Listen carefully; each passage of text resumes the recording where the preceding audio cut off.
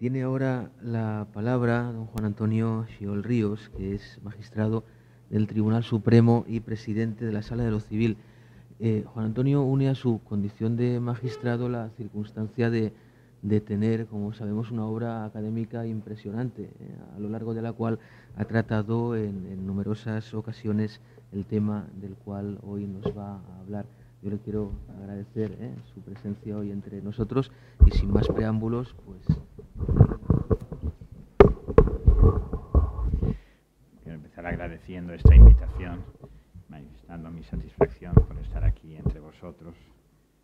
Y bueno, ya sin más, pues voy a tratar de ajustarme lo más posible al tiempo que se me ha dado. La materia, evidentemente, dentro del contexto de este seminario, es decir, la posible modificación constitucional en un sentido federal del Estado.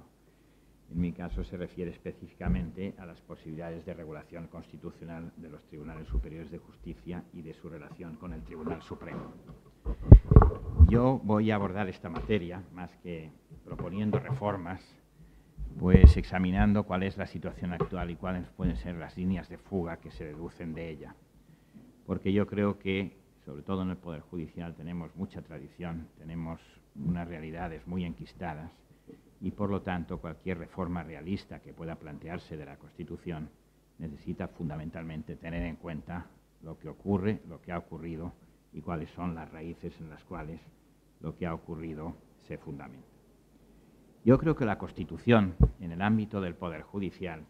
introduce algunas modificaciones fundamentales que tienen una gran importancia desde el punto de vista de los principios básicos que la informan, de los principios del Estado.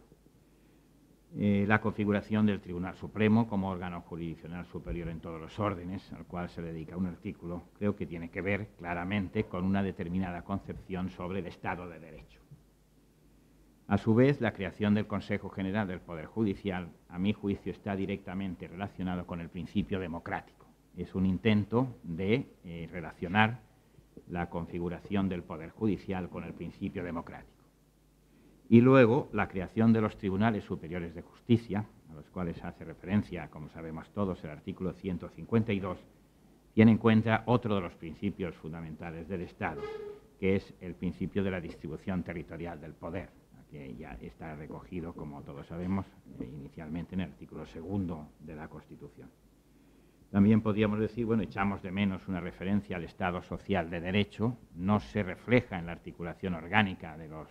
tribunales, como ocurre con estas instituciones, pero sí, evidentemente, está reflejada en otros artículos de la Constitución, particularmente los que atribuyen de forma novedosa respecto al sistema anterior a los jueces la protección de los derechos fundamentales y los artículos que ordenan que en la interpretación y aplicación de las leyes también por los jueces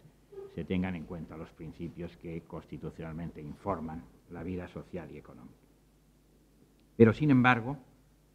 la Constitución mantiene un principio con mucha claridad en el artículo 117,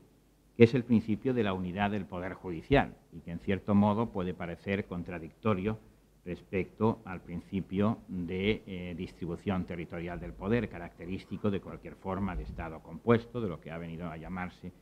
el Estado autonómico.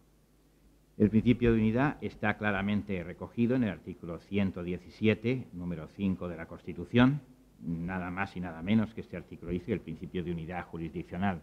es la base de organización y funcionamiento de los tribunales y evidentemente con ello se recoge una tradición histórica propia del Estado liberal que veía en el principio de unidad jurisdiccional, en el principio de unidad del Poder Judicial, una de las claves de la actuación del Poder Judicial, una de las claves de la independencia judicial. En el Estado liberal, efectivamente, ese principio pues se asimilaba a la existencia de un verdadero poder judicial y sin duda la Constitución recoge esa tradición histórica. Es evidente, por otra parte, que el principio de unidad del Poder Judicial, que está en tensión con el principio de distribución territorial del poder, se impone sobre el Estado autonómico, a diferencia de lo que ocurre con los demás poderes. El artículo 152 de la Constitución, al prever la existencia de un Tribunal Superior de Justicia, dice, sin perjuicio de la jurisdicción que corresponde al Tribunal Supremo, y luego añade más adelante todo ello de conformidad con la ley orgánica del Poder Judicial, es decir, que se deja, y con la unidad e independencia del Poder Judicial, es decir, que se deja muy claro que ese principio de unidad del Poder Judicial es fundamental para la Constitución y que prevalece sobre el Estado autonómico, es decir, sobre el principio de distribución territorial del poder. El Poder Judicial, como todos sabemos, se configura como un verdadero poder. ¿Qué ocurre entonces? Que la Constitución rechaza las fórmulas de organización de la Administración de Justicia, características de los Estados federales clásicos, que comportan la existencia de poderes judiciales distintos desde el momento en que sanciona la unidad del Poder Judicial. Pero, sin embargo, resulta evidente que, salvo que admitamos pues, la validez del absurdo, algo que últimamente está bastante de moda, pero que yo evidentemente no comparto, pues hay que suponer que este principio de distribución territorial del poder tiene algún significado para la Constitución y tiene también un significado desde el punto de vista del Poder Judicial. Vamos a ver, por lo tanto, cuáles son los principios que en la Constitución pueden reflejar ese significado que necesariamente tiene que tener en el Poder Judicial la admisión por la Constitución de la posibilidad menos de un Estado compuesto. Yo creo que esto se refleja, en primer lugar, mediante esta referencia que se hace a una institución especial, que es el Tribunal Superior de Justicia, y que parece configurada en el artículo 152, con arreglo, 151 y 152, con arreglo a la técnica constitucional de la garantía institucional. Son tribunales que no se recogen o que no se expresan con su composición y con sus funciones concretas, pero sin embargo al cual se les atribuye un papel que evidentemente comporta una garantía por la Constitución de podemos decir, su naturaleza básica. Culminará la organización judicial en el ámbito de la comunidad autónoma. Ese sería, por lo tanto, el primer principio. Evidentemente, en una interpretación positivista de la Constitución, de la que hemos hablado antes de entrar en este seminario, pues esto no significaría nada. Recordemos que la sentencia del Tribunal Constitucional 25/81, la que se refirió a la Ley Orgánica del Poder Judicial, dijo que el principio de unidad judicial o unidad del Poder Judicial comportaba que no había órganos autonómicos del Poder Judicial, sino que había órganos geográficamente vinculados al territorio de la comunidad autónoma, que por lo tanto no podía hablarse de órganos de la comunidad autónoma, sino de órganos en la comunidad autónoma. Si esto lo aplicásemos literalmente a este artículo de la Constitución, sencillamente sería papel mojado y podríamos pasar adelante. Se trataría, la Constitución ha tenido, por así decirlo, el capricho de llamarle a un determinado órgano, Tribunal Superior de Justicia, y decir que existirá en determinadas comunidades autónomas, pero esto no tiene ninguna trascendencia. En segundo lugar, el segundo principio que se recoge, que parece efectivamente, aparentemente, tener más trascendencia desde el punto de vista autonómico, pero que permite también interpretaciones positivistas en el mismo sentido reductora que me acabo de referir, es el principio de agotamiento de las instancias. Recordemos que el artículo 152 dice, sin perjuicio de lo dispuesto en el artículo 123, las sucesivas instancias procesales, en su caso, se agotarán ante órganos judiciales radicados en el mismo territorio de la comunidad autónoma en que esté el órgano competente en primera instancia. Es un principio que intuitivamente podríamos decir que puede dar mucho juego desde el punto de vista de la construcción del Poder Judicial en un Estado compuesto, pero sin embargo también cabe perfectamente y lógicamente, e incluso con apoyos históricos sólidos, una interpretación completamente reductora, es decir, una interpretación que reduzca a la nada este principio. ¿Por qué razón? Porque el principio en un Estado de las dimensiones territoriales del nuestro es absolutamente lógico desde el punto de vista de la organización judicial, desde el punto de vista de la proximidad de la justicia al ciudadano, desde el punto de vista, podemos decir, de la efectividad del derecho a la tutela, el que no haya instancias centrales, es decir, recursos de apelación, recursos de pleno conocimiento, hasta instancias centrales. Entre otras razones porque la experiencia histórica ha demostrado que son tremendamente perjudiciales desde el punto de vista de la organización judicial y la protección del derecho a la tutela. Recuerdo, por ejemplo, la más reciente, es la del Tribunal Central de Trabajo, que acabó con un verdadero atasco de asuntos y que realmente por todo el mundo pues, se entendía como una instancia verdaderamente perturbadora. La Constitución de Cádiz, que no era, todos sabemos que no era absolutamente nada sospechosa de federalismo, sino todo lo contrario, tenía un artículo 262 que decía lo siguiente: todas las causas civiles y criminales fenecerán dentro del territorio de cada audiencia. Y no era, desde luego, una constitución federal, pero es que no era una constitución, era una constitución que estaba absolutamente en el polo opuesto. Era una constitución totalmente centralista, que se apoyaba precisamente en ese principio, y por lo tanto, esto nos llevaría a entender que si interpretamos el artículo 152 de la Constitución en esa clave, digamos, histórica, podríamos decir que este principio de agotamiento de las instancias no va más allá de un puro principio de buena organización judicial y de efectividad del derecho a la tutela judicial efectiva en un Estado de las dimensiones territoriales del nuestro. No cabría pensar racionalmente que se pudieran crear instancias centrales en una buena organización judicial. Sin embargo, uno sospecha que la Constitución no es solamente una norma que se pueda interpretar exclusivamente desde el punto de vista de la dicción literal de su texto, es decir, de una interpretación gramatical, sino que uno piensa que cuando este artículo 152 se está refiriendo precisamente a determinadas comunidades autónomas, que luego en realidad han sido todas, es decir, a las comunidades que accedían por un determinado proceso más rápido, que además estaban relacionadas con las comunidades históricas en virtud de la aplicación de la disposición adicional segunda de la Constitución, que se remitía a este artículo, a estos artículos 151 y sobre todo 152, uno piensa que efectivamente una interpretación correcta de la Constitución obliga a dar algún significado a estos dos principios recogidos en el artículo 152. Al principio de la garantía institucional de los tribunales superiores de justicia, por una parte, y al principio del agotamiento de las instancias en el ámbito de las comunidades autónomas, por otro. Hay que darle algún significado desde el punto de vista del Estado compuesto, porque en realidad estos principios funcionan como garantías institucionales. Tienen que tener, por lo tanto, algún tipo de reconocimiento que sea compatible con la historia y que sea compatible con la recognoscibilidad social, como dice el Tribunal Constitucional,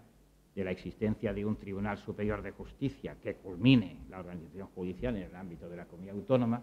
y con la existencia de un principio en virtud del cual no haya instancias extraterritoriales, es decir, instancias que se ventilen ante órganos centrales fuera de la comunidad autónoma. Efectivamente, los estatutos de autonomía, que son los que comenzaron desarrollando claramente estos principios antes de la ley orgánica del Poder Judicial, que siempre ha ido a remolque, por lo menos, de los primeros estatutos de autonomía, y así lo interpretaron. Es decir, hay que dar algún contenido desde el punto de vista del Estado compuesto, hay que interpretar correctamente cuál es la significación constitucional de estos dos principios que están estrechamente relacionados entre sí. Fácilmente se intuye que la existencia de un Tribunal Superior de Justicia, es decir, de un órgano que culmina la organización judicial en el ámbito de la comunidad autónoma, está relacionado con el principio en virtud del cual se prohíbe, o se veta, por así decirlo, la existencia de instancias extraterritoriales fuera del territorio de la comunidad. Pues bien, yo creo que el desarrollo que se ha ido produciendo en los estatutos de autonomía, y luego veremos también que en algunas leyes positivas en la jurisprudencia del Tribunal Constitucional, ha ido evolucionando sobre dos polos fundamentales, sobre dos interpretaciones fundamentales de este artículo, que en realidad pueden ser compatibles, pero que a veces se entienden como contradictorios. Estos principios serían el principio de especialidad de la competencia de los tribunales superiores de justicia y el principio que yo llamaría, llamado a veces en algunos trabajos, de plenitud de competencia de los tribunales superiores de justicia. Empecemos por el principio de especialidad. El principio de especialidad supone entender que el principio de agotamiento de las instancias en el ámbito de la comunidad autónoma no solamente exige ese principio de buen gobierno judicial o de buena organización judicial, de que no haya instancias extrajudiciales, sino también la de que los asuntos que sean de la competencia exclusiva de las comunidades autónomas, es decir, aquellos conflictos judiciales que se desenvuelvan en materias que estén relacionadas con el derecho propio de la comunidad autónoma, sea derecho privado, sea derecho público, no puedan ser objeto de recursos extraterritoriales, aunque estos recursos no sean propiamente una instancia, aunque sean un recurso para la unificación de doctrina, como paradigmáticamente sería el recurso de casación o recurso similar. Esta sería, por lo tanto, una consecuencia lógica que podía extraerse de esta interpretación del artículo 152 de la Constitución y que prácticamente extrajeron la mayoría de los estatutos de autonomía, todos los de las comunidades autónomas con derecho civil propio y también algunos estatutos de comunidades autónomas que no estaban dotadas de derecho civil propio, pero que sin embargo lo aceptaban expresamente respecto al ámbito contencioso administrativo, refiriéndose a la legislación administrativa específica de la comunidad autónoma. Ese sería, por lo tanto, el principio de especialidad, que en principio no fue discutido. Hoy yo creo que esta es una cuestión pacífica, se acepta yo creo con carácter bastante general, ha sido aceptado también por el Tribunal Constitucional. Yo estaba en el Tribunal Constitucional en el momento en que se dictó esta sentencia, 25 del año 81, y había opiniones contrarias a la constitucionalidad de los recursos de casación ante los tribunales superiores de justicia, es decir, se aceptó, pero no sin controversias de tipo teórico. Pero al final, claramente, el Tribunal Constitucional se pronunció por el hecho de que, efectivamente, cabe dentro de este artículo 152 de la Constitución, dentro de esa interpretación que estoy diciendo, es decir, una interpretación favorable a entender que lo que consagra son garantías institucionales, cabe entender que los tribunales superiores de justicia son competentes también para fijar doctrina en materia de derecho propio de las comunidades autónomas, sin posibilidad luego de recurso de casación ante órganos centrales, que normalmente en este caso sería el Tribunal Supremo. Pero luego, más adelante, se planteó lo que yo he llamado el principio de plenitud de competencia de los tribunales superiores de justicia, que no era recogido en los primeros estatutos de autonomía. Según este principio, sería posible, al amparo del artículo 152 de la Constitución, entender que los tribunales superiores de justicia no solamente son competentes para fijar jurisprudencia, llamemos a las cosas por su nombre, en materia de derecho propio de las comunidades autónomas, sea privado, sea público, sino también para fijar jurisprudencia en cualquier materia de derecho estatal, podríamos decir la mayor parte de las materias de derecho estatal, siempre que, a su vez, se respetase la garantía institucional del Tribunal Supremo que está en el artículo 123 de la Constitución, que no dice que sea competente para conocer de los recursos de casación, como a veces se interpreta, a mi juicio erróneamente. Lo que dice el artículo 123 es que es el órgano jurisdiccional superior en todos los órdenes, salvo lo dispuesto en materia de garantías constitucionales.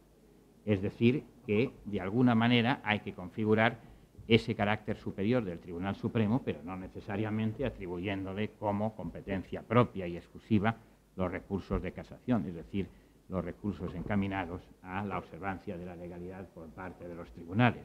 sino simplemente garantizando esa función que lógicamente va interpretándose en el sentido de que esa garantía de la función fundamentalmente se consigue atribuyendo al Tribunal Supremo una función de unificación de la aplicación de la ley. Con esta argumentación, por lo tanto, quienes defienden esta posibilidad, el principio de plenitud de competencia, entienden que es posible atribuir a los tribunales superiores de justicia competencias también en materia de casación, por lo tanto, es decir, para fijación de doctrina en materias de derecho estatal,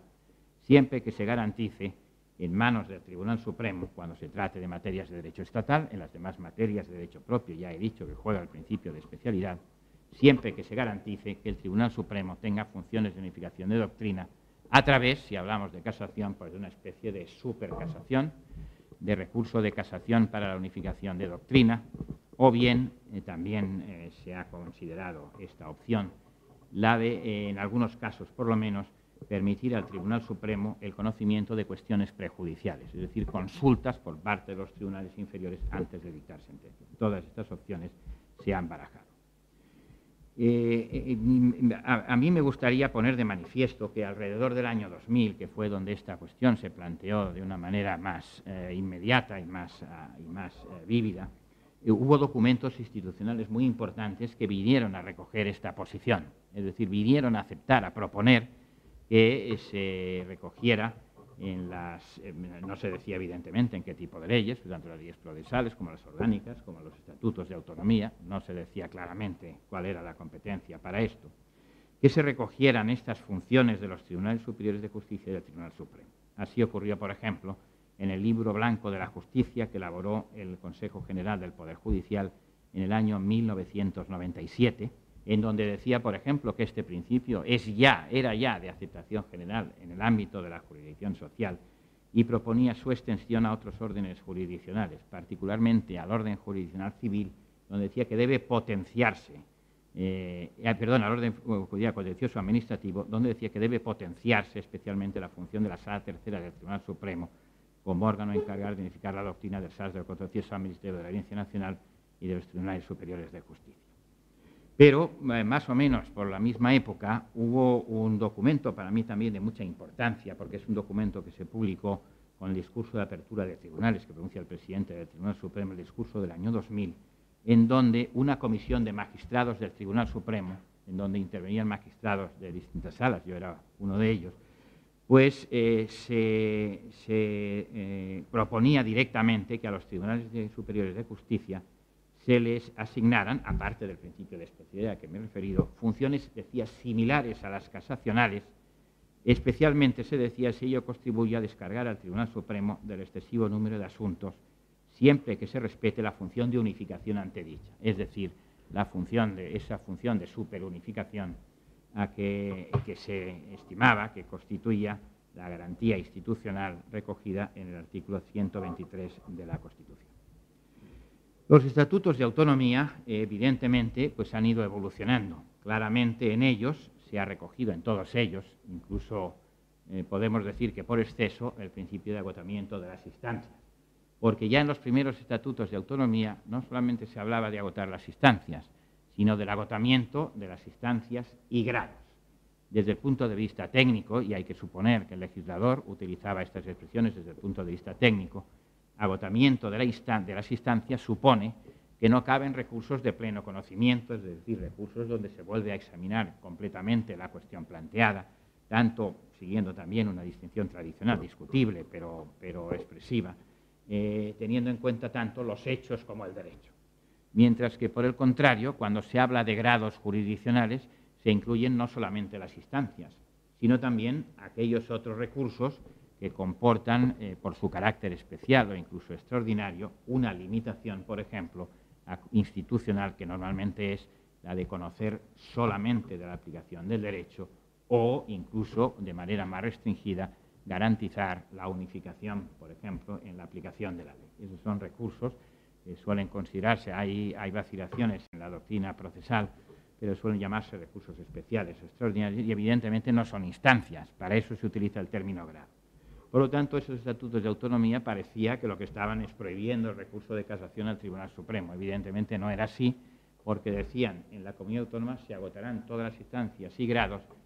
sin perjuicio de los recursos de casación y revisión ante el Tribunal Supremo. Con lo cual, digamos, se utilizaba una fórmula que aparentemente tenía un carácter absoluto, pero sin embargo inmediatamente establecía una excepción que realmente reducía la fórmula a un verdadero agotamiento de las instancias en sentido propio. Es evidente también que esos estatutos de autonomía reconocieron el principio de especialidad. Lo que pasa, es decir, recuerdo el principio con arreglo al cual los tribunales superiores de justicia conocen de todos los recursos, incluidos también los recursos extraordinarios, cuando se trata de materia de derecho propio de la comunidad autónoma. Esto era general, fue general en todos los estatutos en donde se reconoce, relativa o que regulaban, digamos, las instituciones básicas de las comunidades autónomas con derecho propio y luego, incluso en algunas que no tenían propiamente derecho propio y en donde se buscó una referencia al derecho consuetudinario, por ejemplo, para admitir la existencia de un derecho propio de las comunidades autónomas. En otros casos, lo que se hizo fue referirse específicamente al derecho público de las comunidades autónomas, es decir, se decía conflictos que surjan en materia donde la comunidad autónoma tenga competencia legislativa propia, competencia legislativa exclusiva. Todo esto corresponderá al Tribunal Superior de Justicia no solamente en las instancias, sino también en los recursos de casación. Realmente hoy día la situación es así, un reconocimiento expreso del principio de especialidad, lo tenemos en el Estatuto de Autonomía del País Vasco, en la Ley Navarra, del pueblo navarro, en el Estatuto de Autonomía de las Islas Baleares, en el Estatuto de Autonomía de Galicia, en el Estatuto de Autonomía de Aragón, en el Estatuto de Extremadura, en el Estatuto de Autonomía de Extremadura, que es el primero, que no solamente se refiere al ámbito que ha sido tradicionalmente considerado como derecho foral, al fuero de bailío, sino que lo añade también al derecho consuetudinario extremeño. Si en materia de derecho consuetudinario extremeño, la competencia del Tribunal Superior de Justicia se extiende también al recurso de casación cuando se trate de conflictos que se hayan producido en este ámbito. Lo mismo ocurre ahora ya solamente respecto del derecho consuetudinario, puesto que es evidente que es una comunidad autónoma que no tiene derecho propio. Bueno, lo de es evidente en esto ya casi es una expresión temeraria, porque nadie sabe muy bien ya cuáles son las comunidades autónomas que tienen derecho propio. Lo cierto es que en el Estatuto de la Región de Murcia se extiende también a los recursos de casación y revisión en las materias de derecho consuetudinario murciano. En otros casos, el principio de especialidad se proclama en materia administrativa, por ejemplo, el Estatuto de La Rioja así lo hace. En materia contenciosa administrativa conocerá los recursos de casación y revisión. El resto de los estatutos hacen un reconocimiento indirecto del principio de especialidad. ¿Por qué razón? Porque se remiten a la legislación estatal. Se agotarán las instancias y grados, excepto los recursos de casación, pero en la forma que establezca la legislación estatal. Como la legislación estatal, especialmente en el ámbito social, establece ese principio de plena competencia de los tribunales superiores de justicia, a los cuales atribuye un recurso de suplicación que tiene una naturaleza casacional y reserva solamente algunos casos de casación ante el Tribunal Supremo, podemos decir que por esta vía indirecta, remitiéndose a las leyes procesales, en este caso las sociales, pero también las contencioso-administrativas, que si tengo tiempo pues veremos también cómo establecen un principio similar, indirectamente asumen ese principio de especialidad de los tribunales superiores de justicia. Por lo tanto, podemos decir que es un principio, hasta el momento, aceptado con bastante tranquilidad. Sin embargo, cuando empiezan algunos estatutos de autonomía a intentar introducir el principio de plena competencia, es cuando empezamos a tener problemas. Voy a citar algunos de ellos para ver cómo se formula y cuál es la respuesta que le da a cuestión el Tribunal Constitucional. En la Ley Orgánica del año 2006, que modifica el Estatuto de Autonomía de la Comunidad Valenciana, aparte de recogerse el principio de especialidad, porque que estaba en el primer Estatuto de Autonomía solamente respecto al derecho consuetudinario valenciano, de los ordenamientos históricos, pero que se extiende ya al derecho foral valenciano. Como sabéis, el Estatuto de Autonomía proclama ya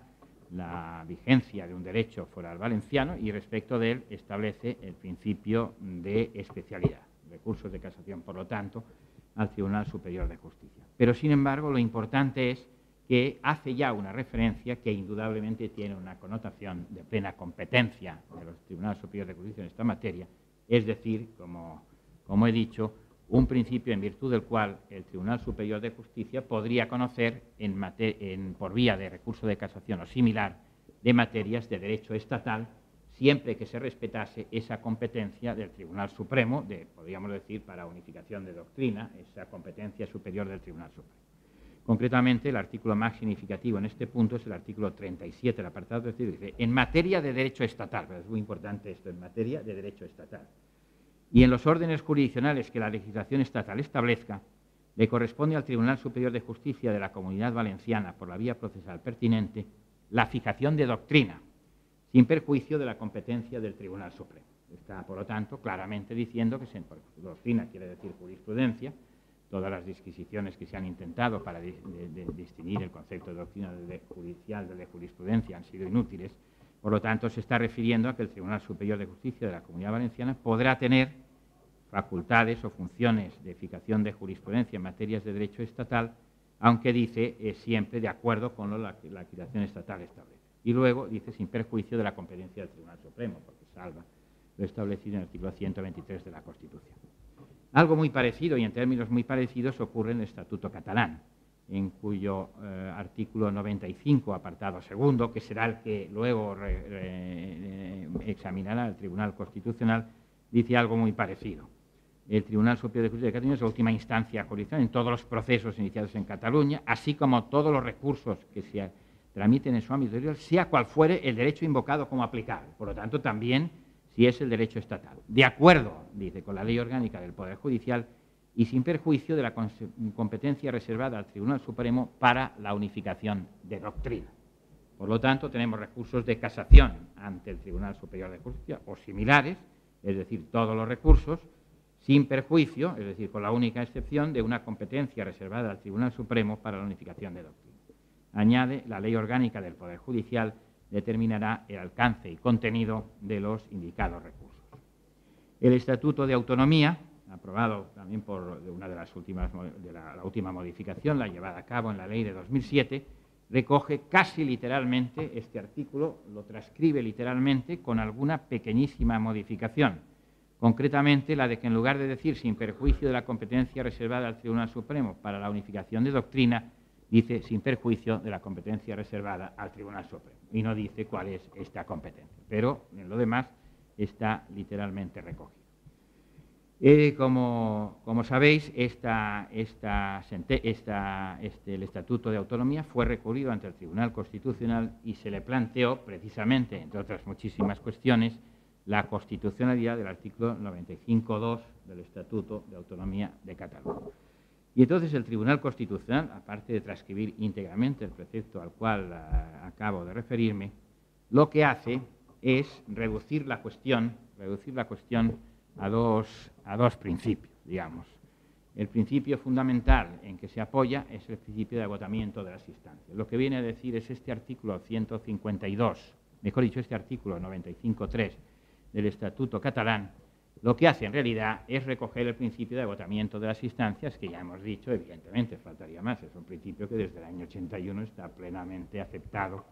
por el Tribunal Constitucional y que, por otra parte, había sido siempre aceptado. Que yo sepa, al menos no he visto a nadie que pusiera dificultades, salvo en algún momento en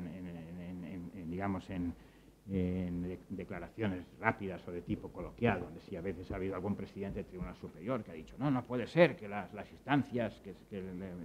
se queden en los Tribunales Superiores de Justicia. Evidentemente se estaban refiriendo al recurso de casación, ¿no? Por lo tanto, lo que hace es reducir la cuestión al principio de agotamiento de las instancias y dice, el artículo 92 del Estatuto de Autonomía de Cataluña, lo interpreta, dice, no atribuye al Tribunal Superior de Justicia el conocimiento de todos los posibles recursos tramitados en su territorio, sino que solo le reconoce la condición de última instancia posible a los fines de cumplir con el mandato constitucional de las sucesivas instancias procesales se agoten ante órganos judiciales radicados en Cataluña. Evidentemente, esta interpretación, naturalmente resumo, digamos, el núcleo de la argumentación. Creo que esta argumentación pues, lo dice todo y no dice nada, porque ya hemos visto que el principio de agotamiento de las instancias es susceptible de ser entendido en muchas interpretaciones. El principio de agotamiento de las instancias puede ser un principio de buen gobierno o puede ser un principio que suponga una garantía institucional de determinada organización del Estado compuesto. Por lo tanto, ahí lo que hace, aquí consagra el principio de agotamiento de las instancias y, por lo tanto, no me pronuncio sobre si es posible o no esta configuración del recurso de casación como un recurso de casación en materia estatal ante el Tribunal Superior de Justicia y un, por así decirlo, superrecurso de casación o recurso para la unificación o mecanismos de otro tipo ante el Tribunal Supremo. Pero, a continuación, la parte le planteaba, bueno, es que aquí está diciendo, aquí el Estatuto catalán dice también, sin perjuicio de la competencia reservada al Tribunal Supremo para la unificación de doctrina. Por lo tanto, decían los recurrentes, este artículo del Estatuto de Autonomía de Cataluña está diciendo cuáles son las competencias del Tribunal Supremo y esto no lo puede hacer. Entonces, el Tribunal Constitucional aquí lo que hace es reducir la cuestión a un problema de reserva material de los estatutos de autonomía. Un estatuto de autonomía efectivamente no puede hacer eso, no puede decir cuáles son las competencias de un tribunal superior o de un tribunal supremo, no dice tampoco exactamente lo que ocurre con el Tribunal Superior de Justicia. Esta es una cuestión muy, digamos, importante en el ámbito de la organización del Estado compuesto, porque parece que los estatutos de autonomía, los cuales llama la Constitución en alguna ocasión para regular materias judiciales, tienen que tener, por ejemplo, cuando dice en las comunidades autónomas donde existe la disposición adicional cuarta, donde existan varias audiencias territoriales, los estatutos de autonomía, no la ley orgánica del Poder Judicial, sino los estatutos de autonomía, podrán mantener las existentes dividiendo la competencia entre ellos. Es decir, que los estatutos de autonomía parece que están llamados a decir algo en materia de organización del Poder Judicial, pero sin embargo aquí el Tribunal Constitucional lo que dice es, bueno, pero no pueden regular las competencias del Tribunal Supremo. Por lo tanto, entiendo que cuando el Estatuto de Cataluña lo que dice es, sin perjuicio de las competencias para la unificación de doctrina del Tribunal Supremo, lo que está diciendo es, se está refiriendo a la función general del Tribunal Supremo, que es efectivamente la de unificación de doctrina. Puede ser, por lo tanto, la función de interpretación y aplicación de la ley propia de cualquier recurso de casación, o esa función de unificación de doctrina específica que es la que podría corresponder a una determinada conceptuación del Estado compuesto. Por lo tanto, no dice cuál es exactamente el alcance del artículo 123 de la Constitución, es decir, si el artículo 123 de la Constitución, como han interpretado muchos, reserva el recurso de casación al Tribunal Supremo en materia estatal incondicionalmente, es decir, solo el Tribunal Supremo puede fijar jurisprudencia, o, por el contrario, lo que hace es establecer una garantía institucional que simplemente permita que cuando haya, digamos, discrepancias en cuanto a la aplicación del derecho estatal, sea en definitiva el Tribunal Supremo el que, mediante uno de los procedimientos que han sido sugeridos por la doctrina y que hemos visto también que se recogían en los documentos institucionales a que me he referido, se podían establecer. Por lo tanto, yo veo aquí el Tribunal Constitucional realmente no soluciona el problema. Lo único que parece quedar bastante claro es que un estatuto de autonomía no puede regular las competencias del Tribunal Supremo, pero evidentemente sigue en pie la pregunta, ¿y puede regular las competencias de un Tribunal Superior de Justicia? ¿Puede establecer que en determinadas materias el Tribunal Superior de Justicia o el principio de agotamiento de las instancias se extienda también a materias de derecho estatal? Realmente aquí propiamente el Tribunal Constitucional no llega a pronunciarse con claridad. Evidentemente el sentido de la sentencia es negativo, pero no llega a pronunciarse con claridad en el sentido de dar las razones de cuál es de su pronunciamiento. En último término, en la actualidad, en los distintos órdenes jurisdiccionales, las soluciones van siendo distintas, pero se van estableciendo por vía de legislación. En materia penal, por ejemplo, parece muy difícil establecer el principio de plenitud de jurisdicción porque el ordenamiento penal, la competencia penal, es exclusiva estatal, la competencia para la ley penal. Y los intentos que se han hecho de introducir este principio pues digamos, son objeto de críticas doctrinales importantes. Incluso en los últimos proyectos legislativos pues, prácticamente se vuelve a un recurso de casación clásico, es decir, un recurso de casación ante el Tribunal Supremo contra las sentencias dictadas en apelación por las audiencias provinciales, en donde se invoca la infracción de la ley.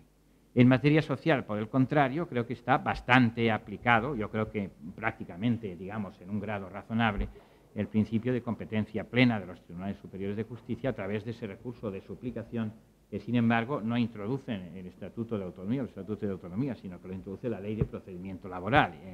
desarrollando la Ley Orgánica del Poder Judicial. En materia, otra materia es la contencioso-administrativa, donde la situación en este momento es relativamente confusa, porque lo que ha ocurrido es que se ha introducido un principio que podríamos llamar no de competencia plena de los Tribunales Superiores de Justicia, o de especialidad, mejor dicho, es decir, competencia de los Tribunales Superiores de Justicia para conocer en vía de casación del derecho, de los conflictos planteados en derecho propio, sino que esto se ha logrado por una vía indirecta. Inicialmente lo que se decía es, siempre que quepa recurso de casación ante el Tribunal Supremo, habrá que invocar una norma de derecho europeo o de derecho estatal aplicable. Si no se puede invocar una norma de derecho europeo o de derecho estatal, el asunto muere en la comunidad autónoma, es decir, en la sala de lo contencioso administrativo, que es del Tribunal Superior de Justicia, pero que no actúa como sala de casación o como sala de interpretación de doctrina. Sería, por lo tanto, un principio de especialidad logrado negativamente, sobre la vía de obstaculizar el acceso al Tribunal Supremo, pero no configurando un recurso de casación propiamente dicho. Posteriormente, la modificación de la Ley de la Jurisdicción Contencioso Administrativa del año 2009, así sí que se introdujeron ya dos figuras de casación, que se llaman así, aunque en el proyecto figuraban con otro nombre, para no llamarles casación, precisamente por esos reparos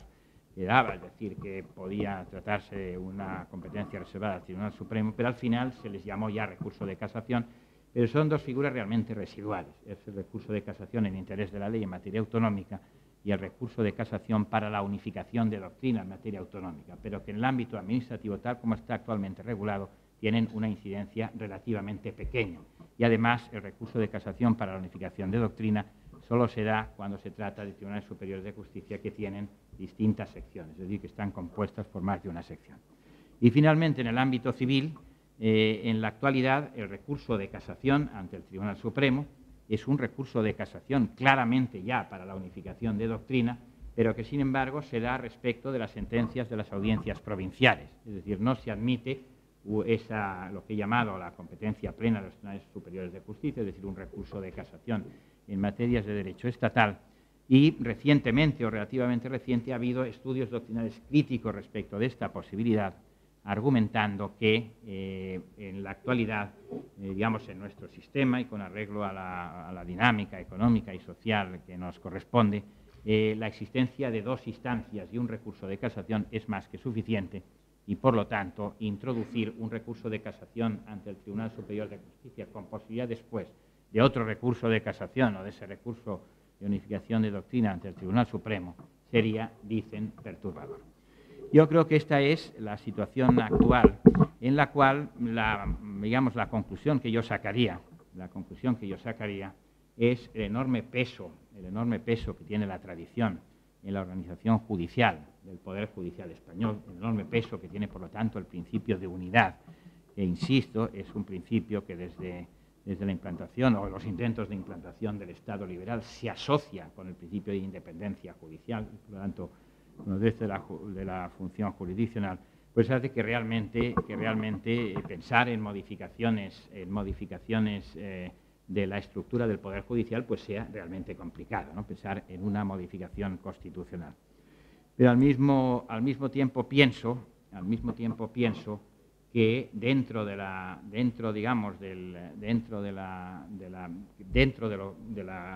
panorama que hoy presenta la Constitución podía haberse ido mucho más allá y que, sin embargo, el hecho de que el Tribunal Constitucional, como hemos visto, pues haya prácticamente puesto cortapisas, pues hace la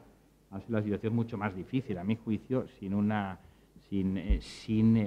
reforma constitucional en este punto, porque realmente, al menos esta sentencia del año 2010 sobre el Estatuto de Cataluña, y parece digamos, cerrar claramente, a mi juicio, ¿no?, la posible evolución de la Constitución hacia un Estado de tipo federal, ¿no? La prueba es que en el texto de la sentencia la palabra federal se usa, me parece que una sola vez, y prácticamente para descartar, por un argumento absurdo, ¿no? Esto conduciría a un Estado o sería propio de un Estado federal. Es decir, que no se plantea esa sentencia la posibilidad de considerar la posible evolución o interpretación del Estado autonómico en la fase en que se encuentra actualmente con el Estado federal, cuando lo cierto es que, como sabemos todos, pues existe, yo creo que una opinión muy general dentro de los profesores de Derecho Constitucional, los especialistas en Derecho Constitucional, lo que dice que realmente la situación actual en que se encuentra el Estado autonómico realmente nos aproxima realmente al Estado federal. Yo creo que, por lo tanto, hoy día se hace verdaderamente problemático, ¿no?, el tratar de proponer una reforma en ese sentido, entre otras razones, probablemente también porque la situación del Poder Judicial está muy condicionada por los principios que se acepten en la reforma constitucional. No es lo mismo que se acepte un Estado federal o no, no es lo mismo por ejemplo, en materia de reconocimiento de derechos propios de las comunidades autónomas en materia de derecho civil. Pues en la Constitución está todo prácticamente. O sea, hay prácticamente un principio federal, competencia exclusiva del Estado, materias reservadas con carácter exclusivo al Estado. Otro principio, que es el de la foralidad, pervivencia de los derechos forales, y la Constitución realmente da muchas soluciones pero incluso en el Estatuto de Autonomía de la Comunidad Valenciana, pues acude realmente a los derechos históricos por las vueltas que se le dé. La disposición adicional en realidad está utilizando el concepto de derechos históricos para recuperar, como llama, el derecho foral valenciano. Y yo creo que la organización del Poder Judicial, en parte, es tributaria de la organización que, si realmente se reforma la Constitución, pues realmente se dé seriamente al Estado compuesto. Y que, por lo tanto, y además es lógico que así sea, puesto que el Poder Judicial, en definitiva, depende mucho, ¿no?, de la organización del sistema jurídico, depende mucho también de cómo se configuren los distintos sistemas y subsistemas que se dan dentro del Estado y la relación entre ellos. Por lo tanto, yo no me atrevería en absoluto a realizar propuestas, ni mucho menos a hacer predicciones, en la seguridad de que resultarán todas ellas o la mayoría equivocadas, y simplemente a plantear esto que creo que pueden servir pues como, digamos, líneas de fuga, interpretación de la idea actual, y ver cuál ha sido la evolución y, por lo tanto, cuáles pueden ser los posicionamientos en el futuro si se va hacia una reforma de la Constitución.